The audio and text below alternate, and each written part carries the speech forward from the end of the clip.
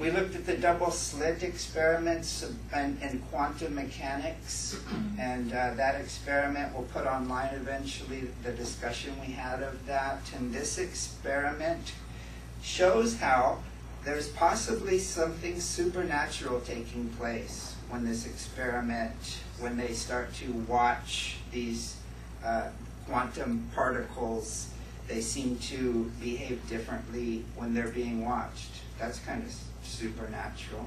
Now, the possibility exists that there's a natural explanation, they'll find out, but this does not make a problem for the supernatural because it's something that we can't, at this point in time, study with empirical evidence using the scientific model. We talked about the string theory, speaking of dimensions of existence, and the M theory as a possibility for different dimensions of existence. And the reason we just talk about these is there brings up the question, the possibility of the supernatural, or at the very least other dimensions of existence, that something caused this dimension for a purpose. And we believe it's a logical, reasonable regress that analogous necessary being caused this universe to play out his plan of love on contingent beings. So these theories bring up the possibilities of the supernatural. And actually, because no scientific evidence can explain for the first cause, what we must realize is there's a metaphysical precondition in studying the origins of man. The truth is, not very many people actually believe in only naturalism. If you poll people, they believe, most people believe in some supernatural cause of the universe, or they believe in ghosts, or they believe in these different possibilities for supernaturalism. The hardcore atheist is the one that believes only in naturalism, and they won't accept anything other than that. That's fascinating to me, though, because the same leading atheists, such as Richard Dawkins, for example, they will admit the possibility of extraterrestrial life forms. Stephen Hawking, I believe is his name, speaks of the other life forms on other planets without any empirical evidence. And this is no problem to believe in something like this by these evolutionary scientists, but to deduce that there is a God that was our first cause, they go, oh, that is completely unreasonable.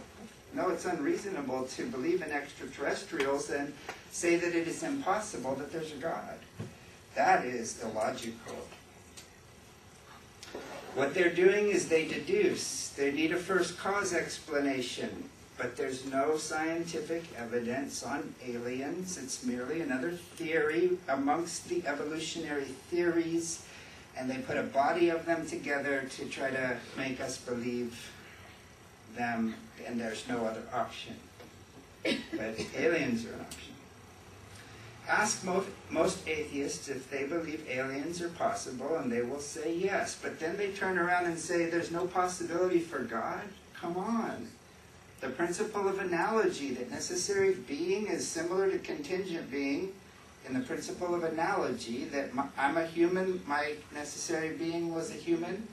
It's logical that the necessary being that caused everything is some form of anthropomorphism, greater, far greater, and infinite beyond us, but yet an alien or a monkey in the evolutionary model, it's not really logical when you study causality. Dawkins, he says that to believe in God is a delusion. I believe he has a book about that. But aliens, no delusion there. Interesting. There's problems with saying there's only naturalism. No one in the universe knows all things. Therefore, you cannot factually claim there's nothing supernatural. You cannot prove this. You can't prove there's nothing supernatural.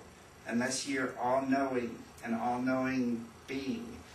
And if these guys are not, nobody is. So you cannot say there is no God. You don't know that. The possibility exists. That's why we've been doing this, months and months of these disciplines, looking at the possibilities. And the theistic God possibility is very much evidence for it. Causality or cosmology implies a first cause, and nothing in naturalism can prove first cause. So at the very least, we must admit that there exists the possibility of a supernatural or metaphysical explanation that a first cause existed. There must be that possibility to be a true scientist, that there might be a supernatural explanation. This actually becomes a precondition. Since we don't have a physical explanation, a precondition becomes the possibility, a metaphysical precondition.